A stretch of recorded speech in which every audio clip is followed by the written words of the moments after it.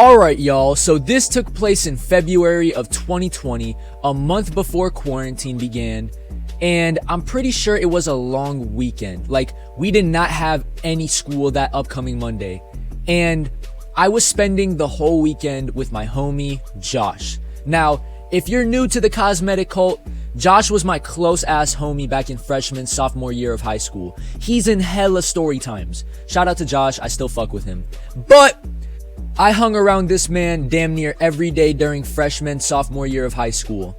And when you're around Josh, y'all are bound to do something adventurous or epic. Like, you cannot be around Josh and expect y'all to do nothing. Like, when I'm around Josh, we're doing shit. We're out and about. We're not being sedentary at the crib doing nothing. You feel me? Josh was a pretty adventurous person, but he also did a lot of whack-ass shit. If you go and watch my previous videos, you'll know what I'm talking about. So, on this particular day, I was at Josh's crib with some of Josh's school shooter friends. I love Josh, but that motherfucker had some weird-ass friends outside of school, including me. I love Josh, but I question the fuck out of his company and who he surrounded himself with. Like, there's different levels to weird. Let me break it down. You have the good weird, which is quirky weird, Tyler the Creator weird, you feel me? Then you have awkward weird, which is just, I mean, it's in the name, it's just awkward as hell. Then you have weird. There's no way to explain it, it's just weird, you know? Then you have the bad weird, which is like creepy, school shooter, stalker, plays with dead birds, and has pictures of you in his or her room type weird, you know? Josh's friends were a mix of weird and creepy weird. His friends were a bunch of cokehead, pill addicted, vape smoking, dark energy fiends. Like, these motherfuckers were creepy as hell. Like, I'm not even being funny when I say this. I wouldn't be surprised if these motherfuckers shoot up a school. Dead ass. But I was spending the whole weekend at Josh's crib, so the most I could have done is just be polite. And we were chilling at Josh's crib that faithful day, and Josh wanted to do acid, including all of his school sniper Tim Burton character friends. I did not. Y'all know me, I only stick to the natural stuff. That acid shit is not natural. So I was just gonna stay sober and babysit these crackheads while they tripped on acid. So Josh's acid plug could not pull up to Josh's crib to give him the acid because his car had broken down and it was in the shop. So his plug texted Josh that the only way he could give Josh the acid is if Josh pulled up to his crib to cop the tabs from him, you know?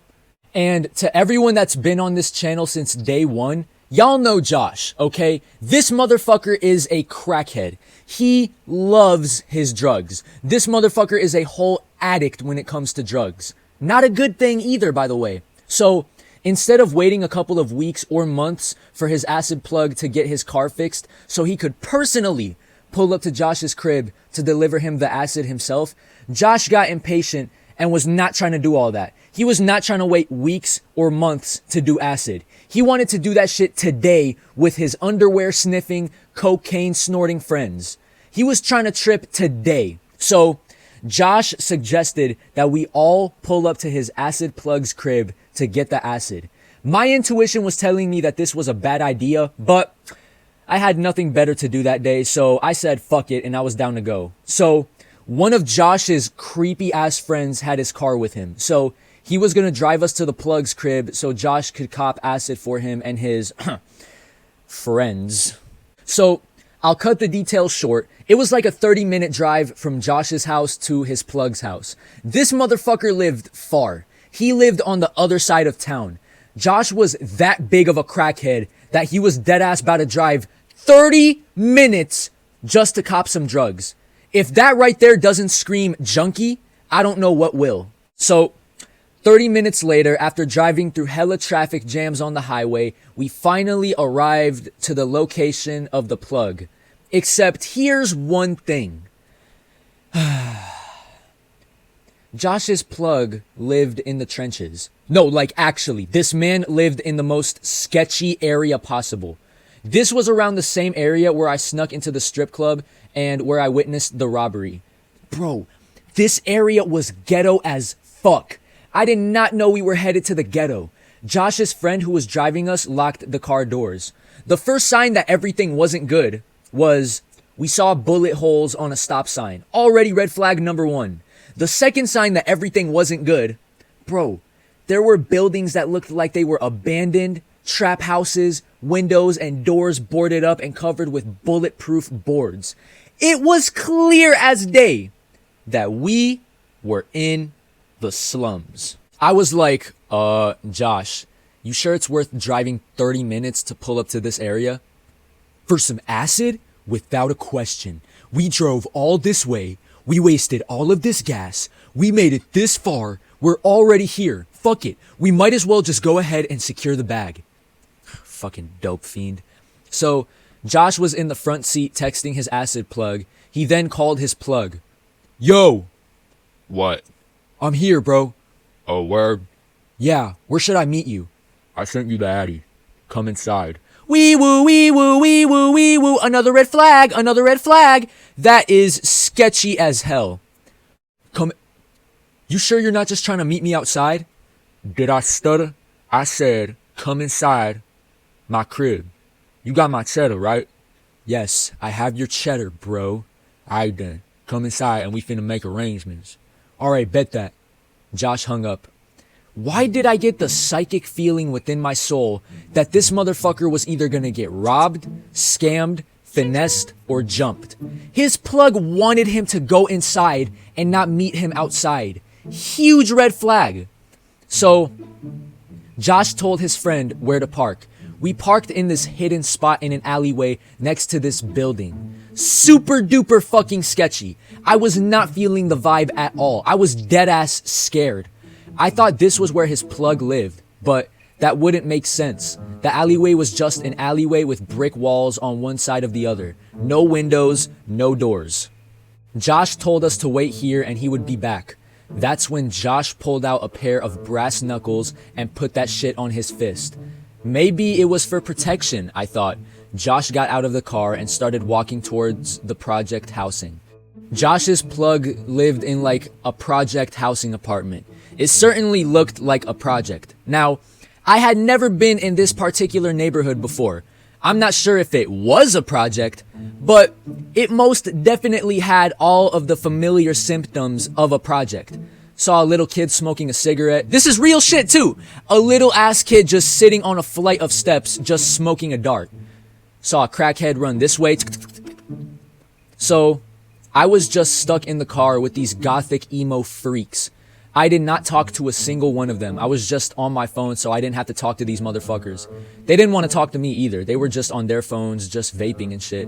No one was talking to each other. We were all just kind of doing our own thing, you know? It felt like hours that we were waiting for Josh. And then moments later, Josh's friend driving the car goes, "What the fuck?" And I noticed he was looking in the rearview mirror. He said, "Guys, look behind." We turned around quick as fuck to see Josh sprinting towards the car. I had never seen this fat ass run so fast in my fucking life. I think he lost weight from how fast he was running towards the car. He had to have burned at least 3,000 calories for how fast he was running. And we heard him screaming, "Start the car! Morris, start the fucking car!" So we all panicked. We were like, what did this motherfucker do? Josh's friend started the car quick as fuck. Josh threw himself in the car and screamed for Morris to drive. "Go, go, go, go, go!" He slammed his feet on the gas pedal and we fucking floored it out of that alleyway. I looked behind to see a group of Hispanics and gang members chasing the fucking car with guns. I then screamed, "Duck your heads!" We ducked our heads and that's when I heard I was on the verge of dropping tears. I was covering my head for dear life. I was about to cry. I was wondering if that day was gonna be my last day on earth. Swear to God, I was fucking terrified. We kept hearing gunshots, but none of them landed on the car. Weirdly enough, thank God. We had managed to get the fuck out of that neighborhood, out of that area, and back onto the highway. We were headed right back to Josh's crib. Josh was all sweaty and panting. His friend was like, "What the fuck did you do, Josh? Did you get the acid?" Whew. Thank God. Bro, what the fuck happened? What's good, blood? Come inside. Excuse the mess. I had my homeboys with me earlier. It's all good. You hungry? You trying to eat some? Nah, I'm coolin', bro. You sure, S.A.? I just finished making some noodles. That shit's on the stove if you want any. Nah, I'm coolin', bro. Appreciate you. Alright, for sure. Got your shit with me right here. 6 tabs. Bet that. Let me see this shit real quick. Hold up. You got the money, right? Alright, just checking. Alright, that's finna be 6.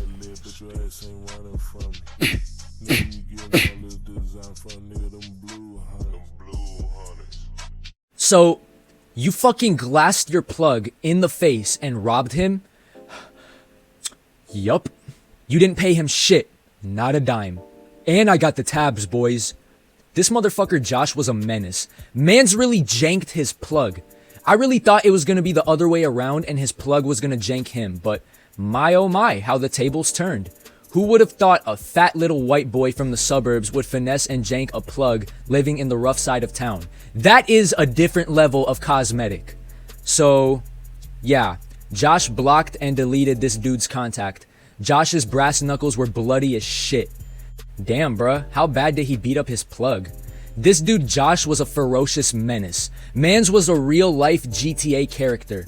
We got back to Josh's crib. Him and his friends did acid that night.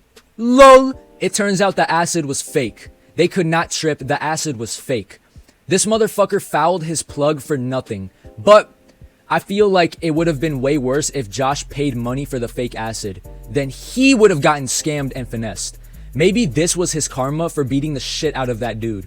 Josh was super bummed out because he went through all of that trouble just to get some fake acid. But it was bound to happen either way if this is what came out of the bag. So we all just got really, really high that night instead of tripping on some man-made psychedelics. Ride around town with a stick in the whip, and we all on bullshit. Riding through the north with a glick on my head, outside that bullshit. You see me with free card day, then you know you on bullshit. Remix his ass and he ain't on nothing. DJ Fat.